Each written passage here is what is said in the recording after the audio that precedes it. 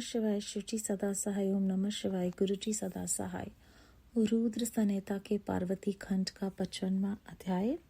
शिव पार्वती तथा उनकी बारात की विदाई। भगवान शिव का समस्त देवताओं को विदा करके कैलाश पर रहना और पार्वती खंड के श्रवण की महिमा। ब्रह्मा जी कहते हैं, नारद, ब्राह्मण ने देवी पार्वती को पतिव्रत धर्म की शिक्षा देने के पश्चात मैना को बुलाकर कहा, महारानी जी, अब अपनी पुत्री की यात्रा कराइए, इसे विदा कीजिए। तब बहुत अच्छा कहकर वे प्रेम के वशीभूत हो गई। फिर धैर्य धारण करके उन्होंने काली को बुलाया और उसके वियोग के भय से व्याकुल हो वह बेटी को बारंबार गले से लगाकर अत्यंत उच्च स्वर से रोने लगी। फिर पार्वती भी करुणाजनक बात कहती हुई जोर जोर से रो पड़ी। मैना और शिवा दोनों ही विरह शोक से पीड़ित हो मूर्छित हो गई।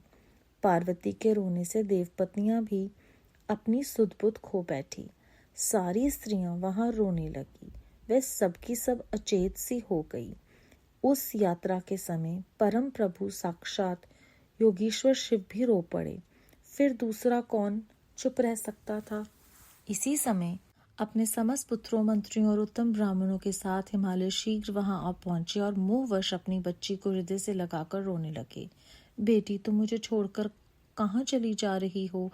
ऐसा कहकर सारे जगत को सोना मानते हुए वे बारंबार विलाप करने लगे। तब ज्ञानियों में श्रेष्ठ पुरोहित ने अन्य ब्राह्मणों के सहयोग से कृपा पूर्वक अध्यात्म विद्या का उपदेश देते हुए सबको सुखद रीति से समझाया। पार्वती ने भक्ति भाव से माता पिता तथा गुरु को प्रणाम किया। वह महामाया होकर भी लोकाचारवश बार बार रो रही थी। पार्वती के रोने से ही सब स्त्रियां रोने लगती थी। माता मैना तो बहुत रोई। भौजाइयां भी रोने लगी। यही दशा भाइयों की थी। शिवा की माँ, भाभियां तथा अन्य युवतियां बार बार रोदन करने लगी। भाई और पिता भी प्रेम और सौहार्दवश रोए बिना न रह सके। उस समय ब्राह्मणों ने मिलकर सबको आदरपूर्वक समझाया और ये सूचित किया कि यात्रा के लिए यही सबसे उत्तम तथा सुखद लगन है। तब हिमालय और मैना ने विवेक पूर्वक धैर्य धारण करके शिवा के बैठने के लिए पालकी मंगवाई। ब्राह्मणों की पत्नियों ने शिवा को उस पर चढ़ाया और सब ने मिलकर आशीर्वाद दिया। पिता, माता और ब्राह्मणों ने भी अपनी शुभ कामना प्रकट की।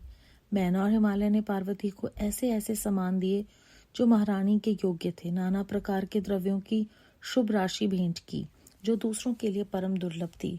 शिवा ने समस्त गुरुजनों को, माता पिता को, पुरोहित को और ब्राह्मणों को तथा भौजाइयों और दूसरी स्त्रियों को प्रणाम करके यात्रा की। पुत्रों सहित बुद्धिमान हिमाचल भी स्नेह के वशीभूत हो पीछे पीछे गए और उस स्थान पर पहुंचे जहां देवताओं सहित भगवान शिव प्रसन्नता पूर्वक प्रतीक्षा कर रहे थे। वहां सब लोग बड़े प्रेम और आनंद से परस्पर मिले। उन सब ने भगवान को प्रणाम किया और उनकी प्रशंसा करते हुए वे पुरी को लौट गए। तदनंतर कैलाश पहुंचकर भगवान शिव ने पार्वती से कहा, देवेश्वरी, तुम सदा से ही मेरी प्राण प्रिया हो। तुम्हें लीला पूर्वक इस बात की याद दिला रहा हूँ। तुम्हें पूर्व जन्म की बातों का स्मरण है, अतः मेरे और अपने नित्य संबंध का यदि तुम्हें स्मरण हो तो बताओ। अपने प्राणनाथ महेश्वर की यह बात सुनकर शिव की नित्य प्रिया पार्वती मुस्कुराती हुई बोली, प्राणेश्वर, मुझे सब बातों का स्मरण है, किंतु इस समय आप चुप रहिए और इस अवसर के अनुरूप जो कार्य हो उसी को शीघ्र पूर्ण कीजिए। ब्रह्मा जी कहते हैं, नारद, प्रिया पार्वती के सैकड़ों सुधा धाराओं के समान मधुर वचन को सुनकर लोकाचार परायण भगवान विश्वनाथ बड़े प्रसन्न हुए। उन्होंने बहुत सी सामग्रियां एकत्र करके नारायण आदि देवताओं को भांति भांति की मनोहर भोज्य वस्तुएं खिलाई। इसी तरह अपने विवाह में पधारे हुए दूसरे लोगों को भी भगवान शिव ने प्रेम पूर्वक सुमधुर रस से युक्त नाना प्रकार का अन्य भोजन करवाया। भोजन करने के पश्चात उन सब देवताओं ने नाना रत्नों से विभूषित हो अपनी स्त्रियों और सेवक गणों के साथ आकर प्रभु चंद्रशेखर को प्रणाम किया। फिर प्रिय वचनों द्वारा प्रसन्नता पूर्वक उनकी स्तुति एवं परिक्रमा करके शिव विवाह की प्रशंसा करते हुए वे सब लोग अपने अपने धाम को चले गए।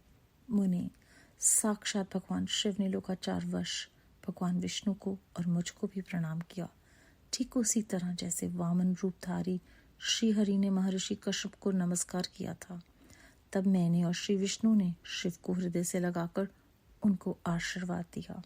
तदनंतर श्री हरि ने उन्हें पर ब्रह्म परमात्मा मानकर उनकी उत्तम स्तुति की। इसके बाद मेरे सहित भगवान विष्णु शिव से विदा ले शिवा और शिव को प्रसन्नता पूर्वक हाथ जोड़कर उनके विवाह की प्रशंसा करते हुए अपने उत्तम धाम को गए। भगवान शिव भी पार्वती के साथ सानंद विवाह करते हुए अपने निवास भूत कैलाश पर्वत पर रहने लगे। समस्त शिवगणों को इस विवाह से बहुत सुख मिला। वे अत्यंत भक्ति पूर्वक शिवा और शिव की आराधना करने लगे। तात इस प्रकार मैंने परम मंगल में शिव विवाह का वर्णन किया। ये शोक नाशक, आनंददायक तथा धन और आयु की वृद्धि करने वाला है। जो पुरुष भगवान शिव और शिवा में मन लगाकर पवित्र हो प्रतिदिन इस प्रसंग को सुनता है अथवा नियम पूर्वक दूसरों को सुनाता है, वह शिव लोक को प्राप्त कर लेता है। ये अद्भुत आख्यान कहा गया है जो मंगल का आवास स्थान है। ये संपूर्ण विघ्नों को शांत करके समस्त रोगों का नाश करने वाला है। इसके द्वारा स्वर्ग, यश, आयु तथा पुत्र और पौत्रों की प्राप्ति होती है। यह संपूर्ण कामनाओं को पूर्ण करता है, इस लोक में भोग देता है और परलोक में मोक्ष प्रदान करता है। इस शुभ प्रसंग को सुनने से अपमृत्यु का शमन होता है और परम शांति की प्राप्ति होती है। यह समस्त दुस्वप्नों का नाशक तथा बुद्धि एवं विवेक आदि का साधक है। अपने शुभ की इच्छा रखने वाले लोगों को शिव संबंधी सभी उत्सवों में प्रसन्नता के साथ पूर्वक इसका पाठ करना चाहिए। यह भगवान शिव को संतोष प्रदान करने वाला है। विशेषतः देवता आदि की प्रतिष्ठा के समय तथा शिव संबंधी सभी कार्यों के प्रसंग में प्रसन्नता पूर्वक इसका पाठ करना चाहिए अथवा पवित्र हो शिव पार्वती के इस कल्याणकारी चरित्र का श्रवण करना चाहिए। ऐसा करने से समस्त कार्य सिद्ध होते हैं। यह सत्य है, इसमें संशय नहीं। अध्याय 55 समाप्त। रुद्र संहिता का पार्वती खंड संपूर्ण। अध्याय में हमने जाना कि विदाई हो रही है और सभी जो है वो एक दूसरे से जो विरह है उसके शोक से पीड़ित हो रहे हैं। माता पार्वती और मैना मूर्छित तक हो जाती हैं। फिर ये सब देखकर योगेश्वर शिव भी रो पड़े। और कौन नहीं रो सकता, चुप कैसे रह सकते थे बाकी। तो यहाँ पर हमें एक बहुत गहरी बात समझाई जा रही है। हम आमतौर पे कहते हैं कि ओ पुरुष रोते हुए अच्छे नहीं लगते, तो हमें सदैव ये याद रखना चाहिए कि हंसना और रोना ये हमारी भावनाओं को हम अभिव्यक्त कर रहे हैं और इसका हक सबको है। पुरुष को भी उतना ही है, स्त्री को भी उतना ही है। इसीलिए 2-3 बार इस अध्याय में बोला है कि वो रो रहे हैं, पिता रो रहे हैं, भाई रो रहे हैं, ताकि हम किसी को व्यर्थ में आंके नहीं। उसके बाद जब उनकी विदाई का समय आता है तो वो सबको प्रणाम करती हैं, माता पिता को, गुरु को भी, और वो महामाया होकर भी लोकाचारवश बार बार रोती हैं। तो हमें यहाँ पर विनम्रता का फिर से श्री शिव पुराण में उपदेश मिल रहा है और वो जगन माता होकर भी अपने गुरु को प्रणाम कर रही हैं। तो हम कितने भाग्यशाली हैं कि हम सबको गुरु साहब मिले हैं। के पश्चात जो ब्राह्मण है वो सहयोग से कृपा पूर्वक आत्म विद्या का उपदेश देते हुए सबको प्यार से, सुख से समझाते हैं कि अब जाने का समय आ गया है। तो ये भी ध्यान देने की बात है कि जो भी समझाना है हमें किसी को, वो प्यार से समझाना है।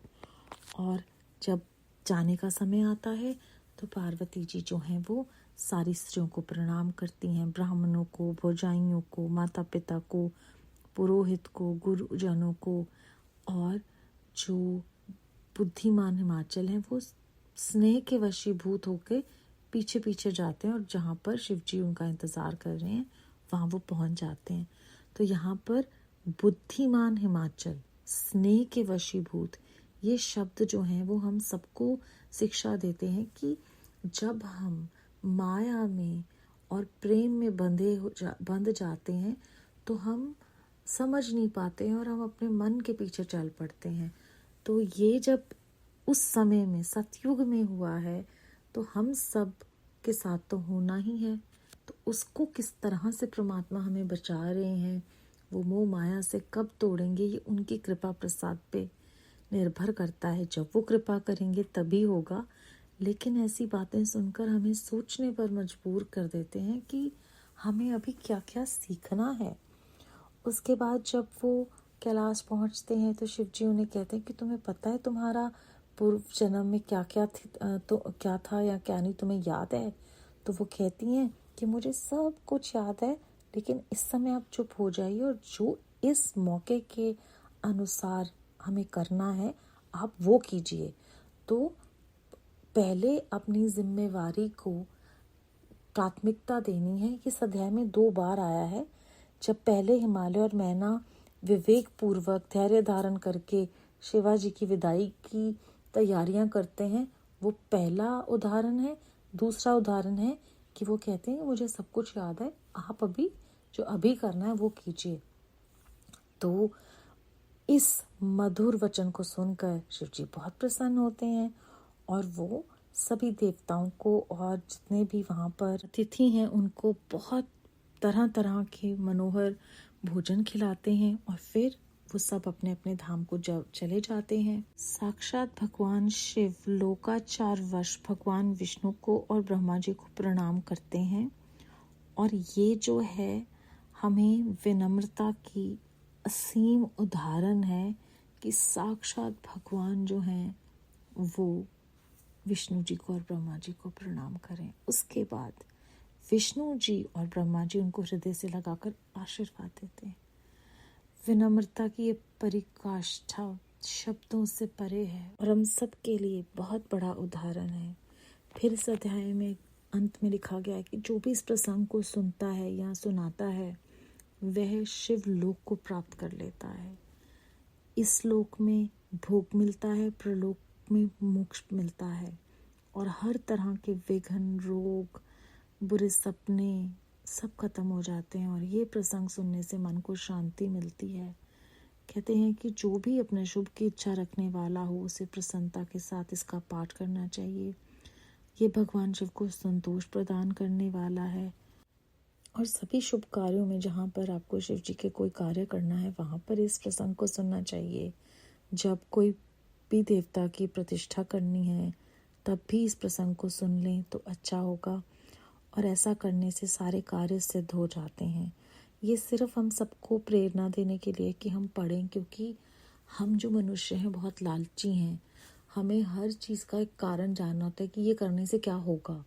तो श्री शिव पुराण हमें प्रोत्साहित करने के लिए ऐसी सी बातें बार बार हमें सुनने को और पढ़ने को मिलती हैं, क्योंकि ये लालची मनुष्य बिना लालच के कुछ नहीं करता। बेअंत शुक्राना है गुरु जी महाराज, हम सबको ये सुनने को मिलता है, आप ही की कृपा है। ओम नमः शिवाय। शिव जी सदा सहाय। ओम नमः शिवाय। गुरु जी सदा सहाय। रुद्र संहिता का पार्वती खंड संपूर्ण। कोटि कोटि शुक्राना गुरु जी महाराज।